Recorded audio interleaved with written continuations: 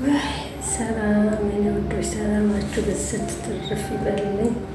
በዓለም ዳርቻ ያላችሁ ሳውዲዎች አላችሁ፣ እውነት እስቲ ያለን በሉ። ደማም ያላችሁ ሙቀቱ እንዴት እያደረጋችሁ ነው? እኔ ማበዴ ነው፣ ምንም አልቻልኩም ሙቀቱንና የኔ ወዶች እውነት ሀገር ቤት ግን ስንደውል ማለት ነው የኑሮ ውድነት ዝርዝር የሚነገረን ለምንድን ነው? ጤፍ እንዲገብቶ ሽሮ እንዲገብቶ በርበሬ እነዚህ እነ ሽንኩርት እነ ነጭ ሽንኩርት አይቀሩም በዝርዝር ሲነገረው ማለት ነው። እና የዋጋ ዝርዝር ለእኛ የሚቀርብልን እኛ ዋጋ ቅናሾች ነን።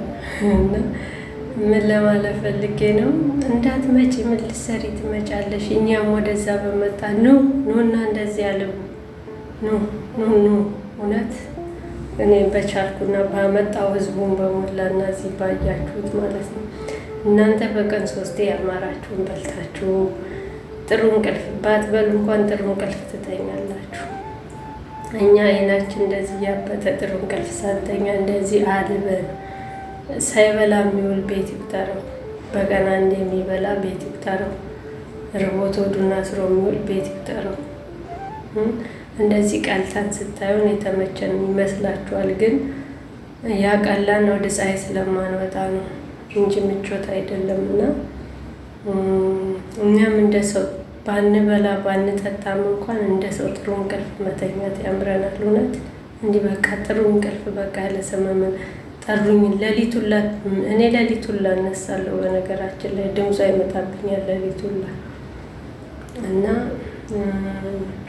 እናንተ ፋሽን ተከትላችሁ ፋሽን፣ እኛ ከዚች ዩኒፎርም ከስንት ዓመት እስከ ስንት ዓመት ወጥተን አናውቅም። ያማራችሁን ለብሳችሁ ያማራችሁን በልታችሁ ነው የምታማረሩት። እና ተመስገን የሰው ስሙ ነው የቀረ ይመስለኛል ኢትዮጵያ ላይ። እኛ የውስጣችንን በውስጣችን አድርገን ደህና ናችሁ ስንባል እግዚአብሔር ይመስገን ስለምንል ውስጣችንን ስለማናሳይ ነው እንጂ ውስጣችን ቢታይ በጣም ስንቶቻችን ውስጣችን ተቃጥሏል የምር። እና ተመስገን የሰው ስም አታድርጉት። እስቲ ተመስገን በሉ። ተመስገን ስለጠፋ ነው ችግርና ችጋር ሀገራችን ይወረሳል። እግዚአብሔር ሰላም ስትሉ ደውላችሁ እግዚአብሔር ይመስገን የሚል ሰው የለም። በቃ ገንዘብ ለመጠየቅ ብድር ለመጠየቅ እንዴ ይቺ የእኛ የወር ደሞዝ ስንቱን ቀዳዳ ትደፍናለች።